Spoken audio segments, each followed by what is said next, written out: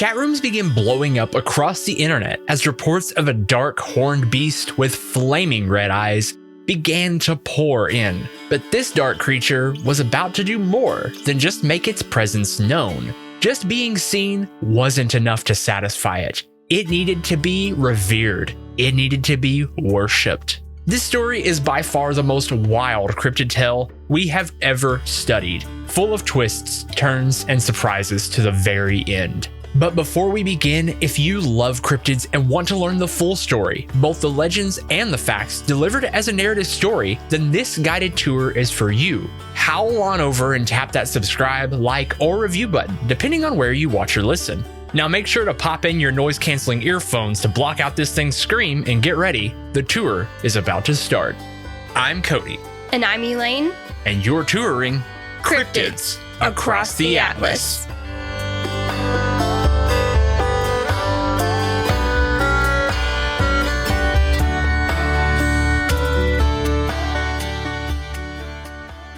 As we start today's tour, I want to take a look into the early days of a still rather recent invention that is both vital to our understanding of cryptid creatures and to this story. So, despite this one starting a bit different, I promise it will all tie together beautifully in the end.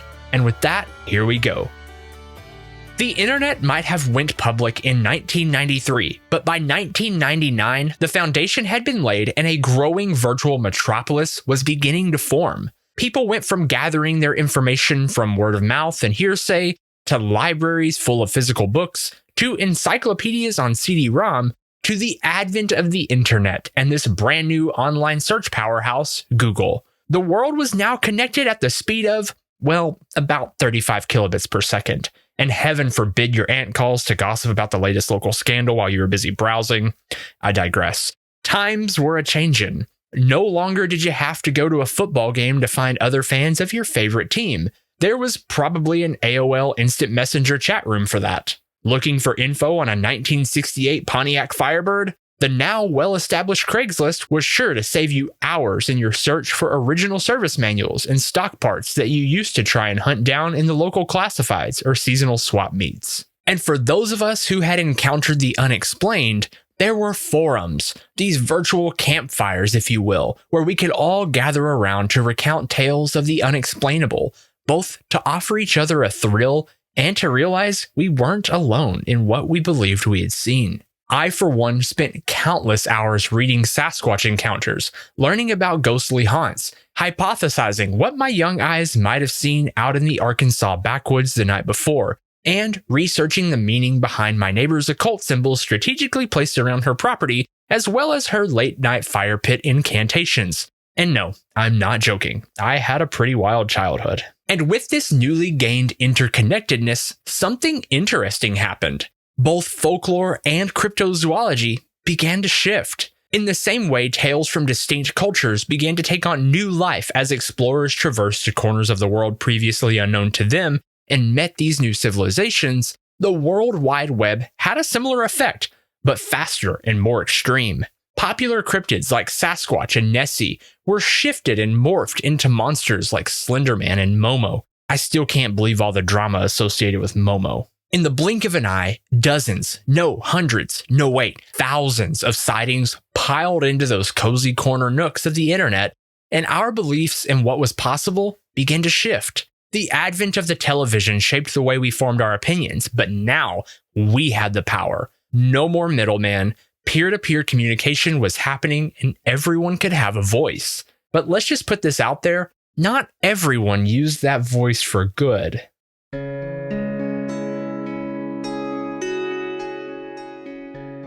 You've got mail.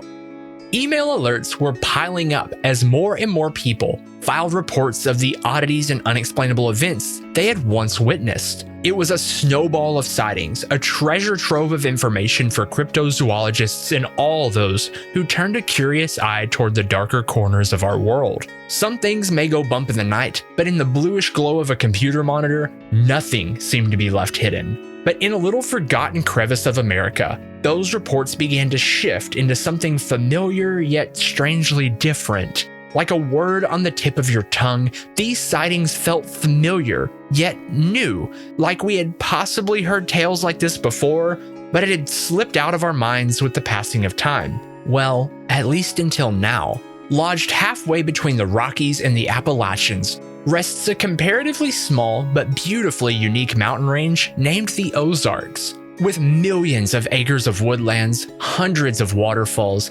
mineral-rich springs, and caves large enough to house literal cities, the Ozarks are an often slept-on wonder to take in. And though I'm a bit biased as I grew up and still currently live within an hour's drive of them, I still have yet to grow tired of all the splendor they hold. And while the Ozarks span across 5 states in total, the Boston Mountain Range in the northwestern corner of Arkansas is by far the most ecologically rugged section the Ozarks have to offer. With all that beauty, it's no wonder that Arkansas is supposedly home to an abnormally large amount of unique cryptids.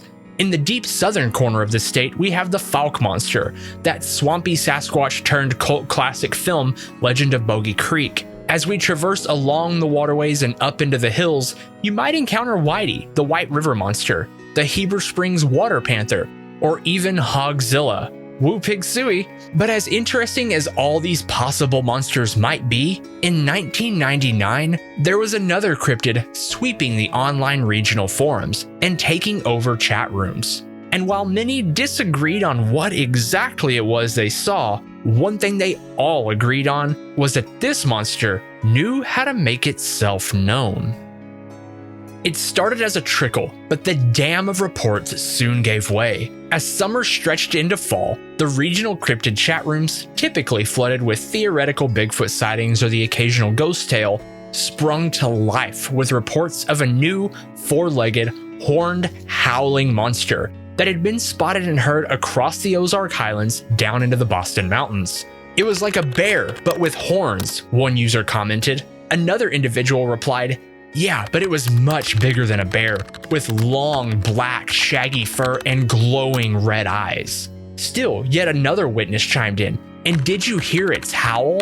It was like a mix of a wolf, an elk, and the sound of metal scraping metal." Tales of this new creature, the Ozark Howler, as many called it, had sprung up like weeds in an untended garden. Reports of a monstrous creature the size of a small bear with flaming red eyes and large horns that stalked the twilight countryside were all the rage in those southeastern US cryptid forums. And despite the fact that most folks who read about the sightings hadn't had an encounter themselves, that didn't sway the interest in this mountainous devil dog. Before you knew it, the Ozark Howler had become the main topic people wanted to talk about, much like skinwalkers and wendigos are today. It even hit the local evening news, sharing cautious warnings to be on the lookout for any large, dark, and mysterious horned hounds. But as more sightings poured in, some people became a bit suspicious. It seemed like a lot of these unique sightings had something off about them. Maybe it was the way the wording was arranged on their user-submitted accounts. Maybe it was the similar events that supposedly took place that almost seemed to borrow from the other stories. Or maybe it was the modern slang used by these supposed old and experienced hunters that were telling these stories. Something just didn't add up. That's when an unnamed Bigfoot researcher and active forum moderator began digging around, and what he uncovered is exactly what you might be expecting. When the researcher contacted the University of Arkansas, they filled him in on what they had heard was really going down. It seemed a few years back in 1994, a group of fraternity members got bored late one evening. Fayetteville might be a decent-sized city, but college life can still get boring, even at an SEC school like the University of Arkansas. That's when one classmate tossed out a dare. "Hey, you remember that old folktale about black hounds in England that we heard about in class? You think we can convince the news that there's one here?" So the next morning, they mustered up their most authentic, frightened voice and dialed the news station, where they gave a fictitious story of a harrowing experience they had with a horned blackhound that had a horrid scream out in the Ozark forest the night before. The news channel took the bait. That evening, they ran a quick story on the Ozark Howler, and with that, the seed of deception was sown. Over the next few years, people began to see the beast on their property while they were out hunting, and even peering in through their windows as they slept. But as the shock wore off and the news moved on, folks took those supposed sightings online to share what they thought they had encountered. With this new information of how it was all just a hoax, the Bigfoot researcher went back and began informing all of those previous posters that they had nothing to fear. The monster was just a case of mistaken identity and a preconceived bias toward believing their homes were being stalked by this fictitious howling hound. A job well done for someone who had given their life to attempt to prove or disprove creatures of the unknown. But trying to change people's minds about what they saw was a lot harder than changing their opinions on what may or may not be out in those woods. You can convince someone that a bear-sized horned howler is or is not in the Ozark forests, but once someone believes they witnessed one for themselves, there's no going back. Naturally, some folks didn't take too kindly to this random researcher telling them that this was all in their head. That's when Lisa Lee, a local journalist, decided to do some digging for herself to see what all this howler stuff was really about. As she panned through the forum posts, she encountered those comments made by the Bigfoot researcher discrediting these stories as overactive imaginations and or downright hoaxes. But she noticed a discrepancy in his version of the story as well. See, the researcher had claimed the Ozark Howler was a tale these supposed college kids had made up, but she knew differently. She had been told tales of the Howler her whole life. She had read the accounts of the monster dating back all the way to the 1800s. How could it have just been made up when these stories have been around for decades, centuries even? She dropped him an email to see if he could explain away her doubts, but the more she pressed, the more his story started to fall apart. Turns out, the researcher didn't actually have any names for the college students who made the prank calls and later prank posts. He didn't take down any notes from his supposed conversations with them when he interviewed them about their sightings. He didn't even know the fraternity they were in, despite that kind of being central to the story. And when she called the University of Arkansas to inquire about the alleged hoax, they stated frankly that no Bigfoot researcher had been there to talk with their students at all. That never happened. Lisa found absolutely no proof of what this researcher claimed, but what she did find is a man with a lot of bitterness about his research into how the wild man of the Arkansas woods had been overshadowed by reports of some four-legged screaming monster. That's when the pieces all clicked together. There never was a group of frat boys pranking northwestern Arkansas, and at least a good portion of those sightings may have in fact been legit. The real hoax wasn't the howler, but rather the Bigfoot researcher and his friends who were upset their forums had been overran with a new creature they weren't as interested in. The people who claimed to be in search of the truth were the hoaxers all along. But if the Ozark Howler isn't a fictitious internet hoax after all, then what is it? Well, to answer that question, we'll need to travel back to the dawn of the 1800s and visit the writings of a man that you may have heard of, an American frontiersman named Daniel Boone.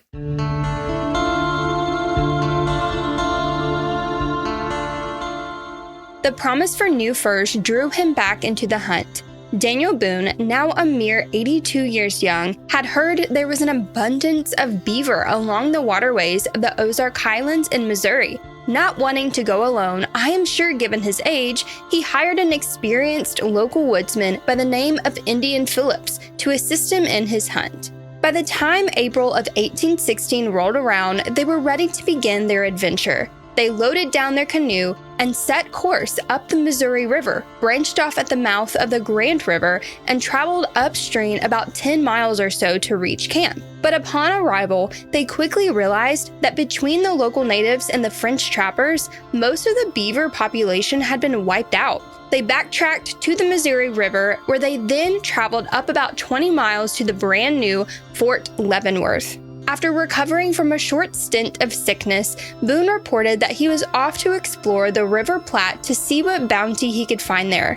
And while the history books tend to gloss over this leg of his exploration as rather uneventful, the letters he wrote to his family back home tells a completely different tale. His letter reads, I leave you with the alarming story of a black creature I found and wounded on the Solder Creek. Black and swarthy with horns on its scalp. Ignorant of its name, I am told of the sound it makes with the terrible howling in the night. Warnings of this for settlers should be passed along. Your humble servant, Daniel Boone. It seems pretty obvious that Boone encountered what we can only describe as the Ozark Howler. What's even more interesting to me is that according to this short letter, this wasn't a new discovery, but rather a learned awareness of a creature that locals seem to have known about for some time, given that he was told of the sounds it makes. 4 years later, plagued by the idea of this mysterious monster, Daniel found his way back into the Ozarks to finish what he started. The thought of that dark, shabby-haired, horned beast clung to his thoughts.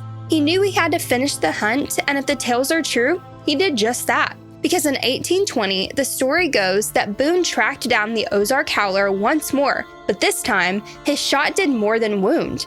Boone proudly made his way back to his son's home in Osage Creek, Missouri, accomplished at his recent kill. But the locals to the Ozark Plateau probably weren't so positive about this outcome, because if the stories they had brought over from England and Scotland were true, Daniel Boone had not actually killed the Ozark Howler after all. How so, you might ask? Because it takes a lot more than a rifle to kill an omen of death.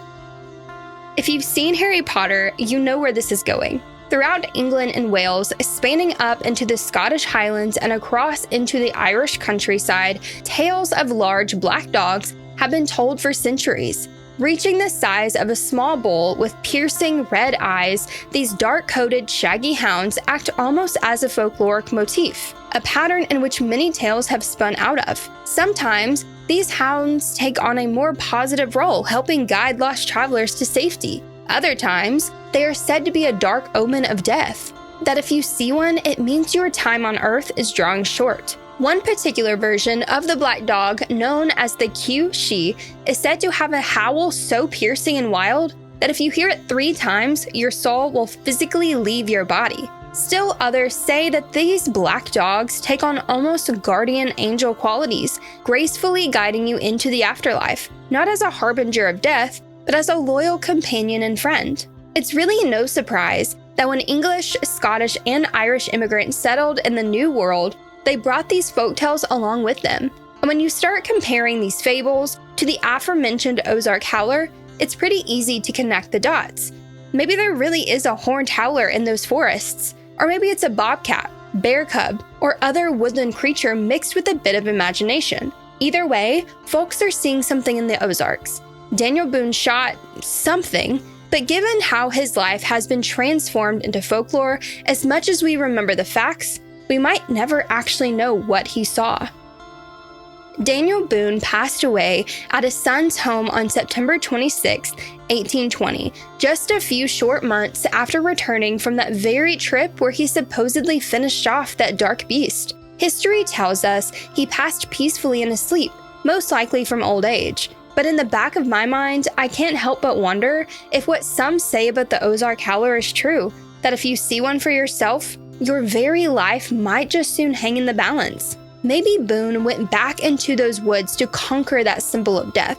Maybe the Howler was warning him that his long life was drawing to a close and wanted to greet him as a friend to comfort him in his final days. Or if we use our imagination, maybe as he lay there sleeping, outside of his window, he might just have heard that same howling call that haunted him the previous 2 hunting trips. A third cry into the night, beckoning his soul from one life into the next.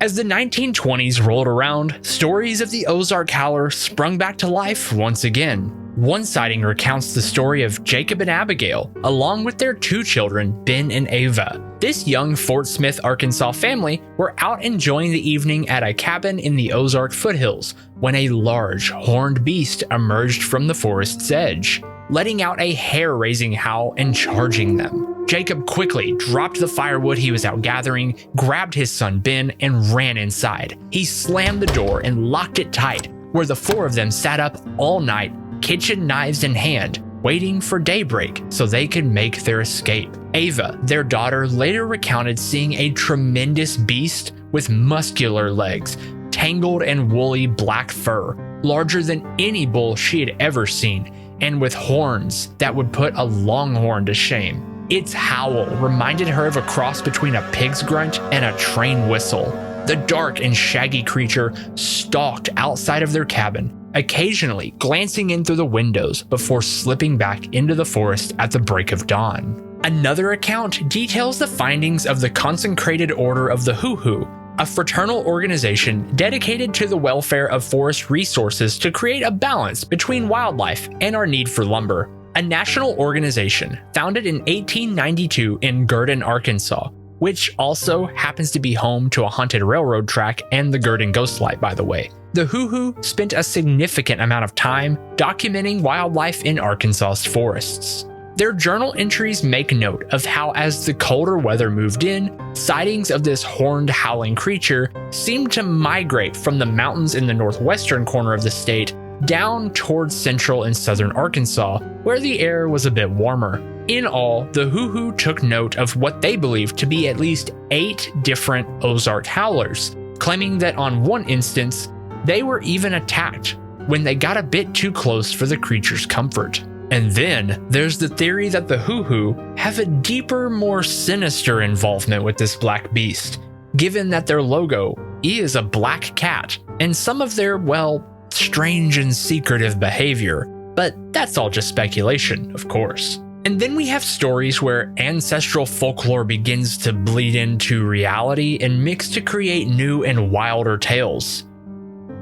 In the city of Russellville, tucked in the valley between the Boston and Ouachita mountain ranges, Cumberland Presbyterian Church had just got a new minister. Problem was, his philosophy didn't align with the more folk traditions of the town, because ever since he began ministering here, it always annoyed him to preach in the Ozark Howler's shadow. Cumberland Presbyterian Church was an old-time work of art, white wooden siding, a large and characteristic steeple, and some of the finest stained glass around, crafted by Robert Turner, a longtime resident of the Ozarks. And in the center back wall of the church house, glowing in the Sunday morning sunrise, was a one-of-a-kind piece of stained glass depicting Jesus walking over the hillside with the Ozark Howler bowing in submission. The townsfolk deemed this work a respectful blend of their faith while acknowledging their folklorish roots. But Horace Greenleaf, their new minister, was having none of it. Tired of their superstitious foolery and lack of complete faith, Horace decided that it was time to make a statement. On the eve of Christ's birth, Christmas 1907, Horace declared to the congregation that the Howler had become like a golden calf, and that he would tolerate the image of this dark spirit no more. He grabbed the brass candlestick from the altar and threw it through the stained glass, busting a hole between the depiction of Christ and the deemed demonic Howler. Miss Miriam Franny, the church's choir director, looked up at Horace and offered a warning that the Howler wouldn't approve of his antics, before turning and leading over half the congregation out of the service. Not even 1 week later, on New Year's Day, 1908, Horace arrived to the church to find it completely engulfed in flames. When the church members rebuilt under a new name, Central Presbyterian Church, they made sure to hold prayer sessions and place out offerings to the Howler to atone for their sins against it. And they found a new preacher too.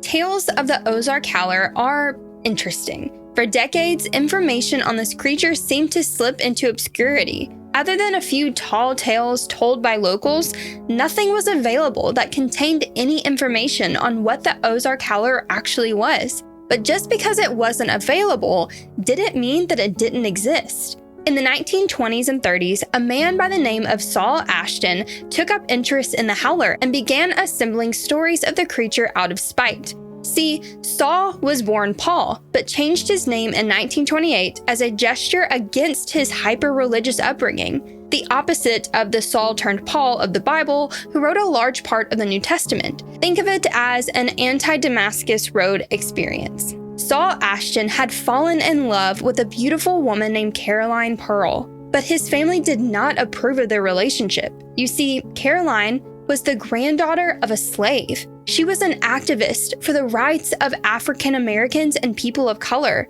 and Saul's family, devout racists, despite the fact that Saul's own grandmother was a woman of color herself, deemed the relationship to be against God. So Paul abandoned his family and faith, changed his name, and started a new life that he could shape into the image he imagined. And the Ozark Howler, this folkloric fiend, was the perfect idea to put his mind towards to stick it to his family, whether he believed in it or not. But when Saul died, his writings were kept hidden by his family for fear of tainting their name. Despite a handful of copies of his book, Tales of the Ozark Howler, being in circulation, any further rights of publication were revoked, and his text all but faded into obscurity. That is, until 2017, when the last remaining direct ancestor of Saul passed away and rights were transferred to a woman by the name of Sophia. When Sophia found a copy of Saul Ashton's works tucked away in the midst of her deceased aunt's financial records and read through them, she instantly knew they needed to be released again. So she passed it off to an editor by the name of Hawthorne Cornice, and Saul's work went back on the market in 2017.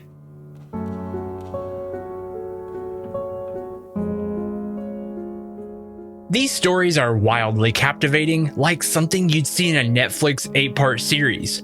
Racial discrimination, religious turmoil, occult fascination with mythical creatures. Heck, I'd eat a social commentary like this up. But there's probably a good reason as to why this sounds so thematic and outlandish, and it's simply because it probably is. See, Central Presbyterian Church might exist and did burn down according to their website, but I can't find mention of this oddly specific piece of stained glass ever existing. Heck, despite the church roster mentioning a member named C.R. Turner, I can't find a glassmaker named Robert Turner anywhere. Though I would like to mention that I did reach out to Central Presbyterian Church, and while they got my message, they left me on red, which is a little strange. But while we're at it, from everything I can find, there never was a Saul Ashton. The whole thing seems to be fictionalized. And who wrote it? Well, not Hawthorne Cornice, that's for sure, because despite publishing this supposed long-lost text in 2017, there are no records he ever existed either. It seems to all be an intricate web of stories and a lot of imagination. But at least we have those forum posts back in the 90s, right? Well, it seems even that might not all be as honest as it seems. It turns out the rumors that those college hoaxers who turned out to be Sasquatch hunters that were actually hoaxing the idea of a hoax might all just be a hoax too. Pointed out by researcher Lauren Coleman and author of Cryptozoology A to Z, many of those original posts were in fact from the same IP address. But this wasn't the computer of a college kid or Bigfoot hunter, but rather of a known skeptic who was pretty bitter about another new cryptid hitting the scene after the whole El Chupacabra incident, which we'll be covering in a couple of weeks. They were intent on proving how easy it was to make people believe in outlandish claims. And as much as we might hate to admit it, if this is true, then they were kinda right. So the hoax that was hoaxed might just be a hoax that spurred on a hoax written by an author who was a hoax based on an old-fashioned hoax, if you can wrap your head around all of that. And yet, in there somewhere are echoes of folklore that has existed since humans began to understand the passing of time. Like a lamp in the distance, we find ourselves drawn deeper and deeper in the search for truth. But the only truth that remains is kind of this. The journey of discovery is the greatest discovery we could ever hope to find. The Ozark Howler is an interesting concept, an eclectic mix of possible sightings, mistaken identification of bears and bobcats, as well as a good blend of tall tales that trickle back all the way to our oldest roots. It's just about the best representation of true US folklore that we could hope to give you. And since you've followed us this far down the howler hole, I have one more piece of evidence that I'd love to show you. Oh, and good news, this one is just a few years old and comes with actual photos.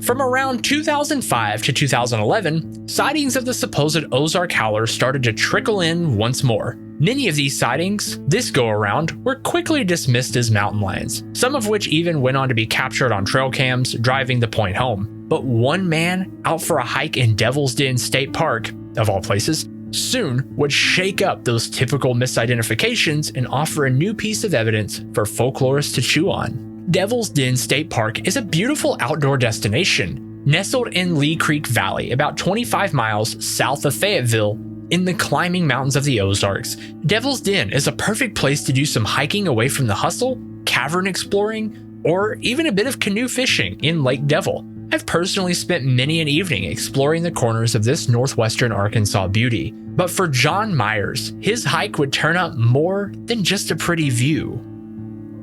John recounts, "We were up near Yellow Rock Trailhead this morning and saw this thing chase a squirrel up a tree, and I've never seen anything like it. It had short black fur, a broad nose and horns like a young deer, but it moved like a cat and had this long tail. Don't know what else it could be but the howler. It was yelping and scratching at the tree, and I got this pretty good photo when it stepped and turned to look at me." The story made local news, and when one reporter, Wes Johnson, mentioned how to him it kind of looked photoshopped, quickly John jumped to his own defense. "I take exception that you're saying the photos were photoshopped. I swear on the Lord that these are not photoshopped," John proclaimed. "I believe two things in this world to be true: that Jesus Christ is my savior and that the Ozark Howler is real and living in the Arkansas mountains."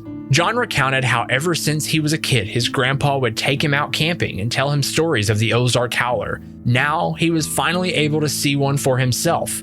And with the advent of the camera phone, we get to share in what he saw. And while this little guy looks more like an adorable German Shepherd jackalope puppy than a bear-sized shaggy-haired monster, it still offers us a modern and tangible glimpse into the tale that is the Ozark Howler. This episode of Cryptids Across the Atlas was written by Cody Johnston with music by Braille Atlas. Join us next time as we take a detour up the Pacific Northwest to a Canadian lake where a dark serpentine creature awaits its next offering to appease its ancestral appetite.